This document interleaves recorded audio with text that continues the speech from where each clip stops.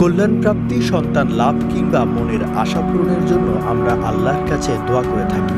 অনেকেই দোয়া কবুল হওয়ার জন্য অনেক আমল করেন, তবে আল্লাহর গুণবাচক নামের মাধ্যমে দোয়া করলে আল্লাহ সে দোয়া কবুল করেন। জাল জালালি ওয়াল ইকরাম মহান আল্লাহর এমনই একটি নাম। নবী সাল্লাল্লাহু আলাইহি ওয়াসাল্লাম এক হাদিসে বলেছেন, তোমরা সবসময় ইয়া জাল জালালি ওয়াল ইকরাম পড়াকে অপরিহার্য করে নাও। রাসূল সাল্লাল্লাহু আলাইহি ওয়াসাল্লাম নামাজ আদায়ের পরে বসা অবস্থায় বলতেন, আল্লাহুম্মা আনতাস সালাম ওয়া মিনকাস সালাম তাবারাকতা ইয়া জাল জালালি ওয়াল ইকরাম। অর্থাৎ, হে আল্লাহ, আপনি সালাম অর্থাৎ শান্তি ও নিরাপত্তা প্রদানকারী, আপনার পক্ষ থেকেই সালাম আসে, আপনি বরকতময়, হে মহিমাময় মহানুভব।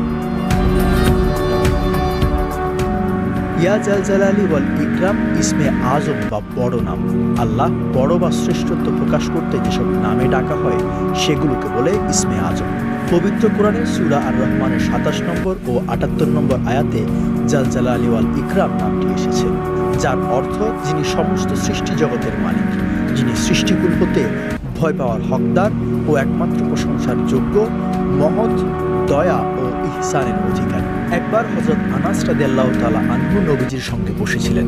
এমন সময় এক লোক এসে নামাজ পড়ে দোয়া করার সময় আল্লাহুম্মা ইন্নী আসআলুকা বিআন্না লাকাল হামদু লা ইলাহা ইল্লা আনতাল মান্নান বাদিউস সামাওয়াতি ওয়াল আরদ ইয়া জাল জালালি ওয়াল ইকরাম ইয়া হাইয়্যু ইয়া কাইয়্যুম দোয়াটি পড়ল।